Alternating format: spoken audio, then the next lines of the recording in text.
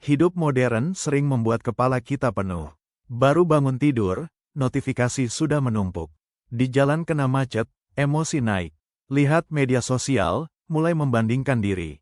Dengar omongan orang sedikit saja, pikiran bisa rusak seharian. Lalu malamnya, kita overthinking. Memikirkan hal yang belum tentu terjadi. Mencemaskan masa depan, mengulang percakapan lama di kepala. Dan tanpa sadar, tubuh kita ada di hari ini, tapi pikiran kita terus berlari kemana-mana. Di buku Filosofi Teras, Henry Manampiring memperkenalkan Stoikisme, sebuah filsafat Yunani kuno yang justru terasa sangat relevan untuk hidup modern hari ini. Stoikisme bukan membuat kita dingin atau tidak punya emosi. Justru sebaliknya, Stoikisme mengajarkan bagaimana tetap tenang di tengah hidup yang kacau. Bagaimana menghadapi masalah tanpa kehilangan akal sehat. Dan bagaimana menemukan ketenangan yang tidak mudah dirusak oleh keadaan luar.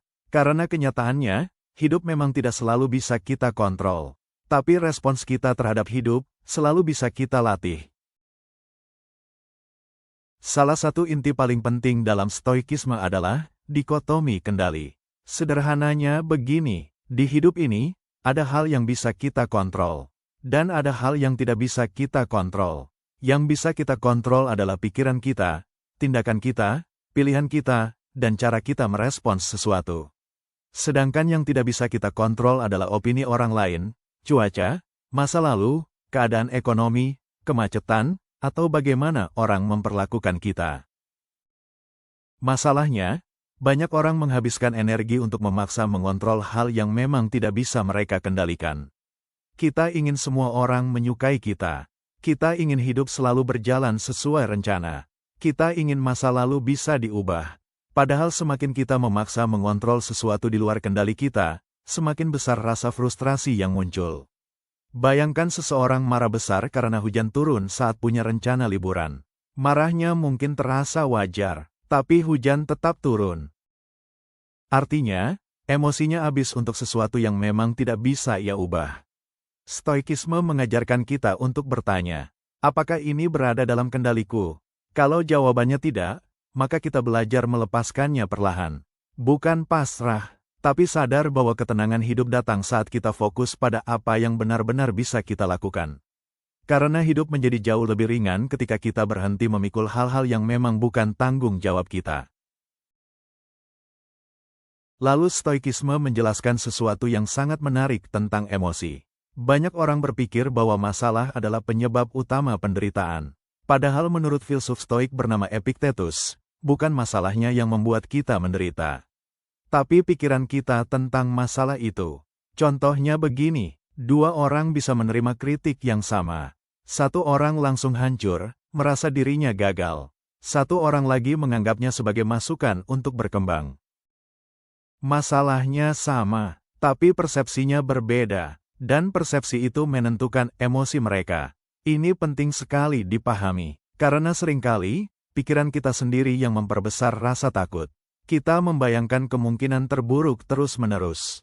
Kita menambahkan cerita di kepala, lalu tubuh ikut stres, seolah semuanya benar-benar sedang terjadi. Padahal belum tentu. Stoikisme tidak mengajarkan kita menyangkal emosi. Kita tetap manusia, tetap bisa sedih, kecewa, atau marah. Tapi Stoikisme mengajarkan agar emosi tidak mengambil alih kendali hidup kita. Saat pikiran mulai kacau, kita diajak berhenti sejenak, lalu melihat situasi dengan lebih rasional. Bertanya, apakah pikiranku benar, atau aku hanya sedang membesarkan ketakutan di kepala sendiri? Kadang, ketenangan bukan datang karena masalah hilang, tapi karena cara kita melihat masalah mulai berubah. Lalu bagaimana cara menghadapi stres tanpa langsung panik atau meledak? Stoikisme punya pendekatan yang sederhana, tapi kuat. Pertama, ambil jeda sebelum bereaksi. Karena saat emosi sedang tinggi, keputusan kita biasanya buruk. Saat marah, jangan langsung membalas pesan. Saat kecewa, jangan langsung mengambil keputusan besar. Beri ruang antara emosi dan respons. Kadang beberapa menit tenang bisa menyelamatkan banyak penyesalan. Kedua, biasakan melihat masalah secara objektif, bukan berdasarkan ketakutan. Misalnya saat gagal dalam sesuatu, jangan langsung berkata, "Hidupku hancur." Lihat faktanya, Mungkin kamu gagal kali ini, tapi hidupmu belum selesai. Pikiran yang tenang membuat kita lebih mampu melihat solusi. Saat overthinking mulai menyerang, coba ambil jeda kecil dari dunia luar. Kamu bisa mengoleskan sedikit aromaterapi yang menenangkan di pergelangan tangan, lalu duduk tenang sambil menuliskan isi pikiranmu di sebuah stoic journal.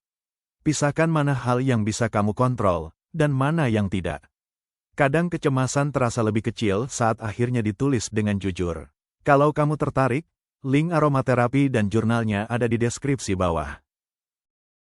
Stoikisme juga mengajarkan latihan sederhana bernama negative visualization, yaitu membayangkan bahwa hidup tidak selalu berjalan sesuai harapan.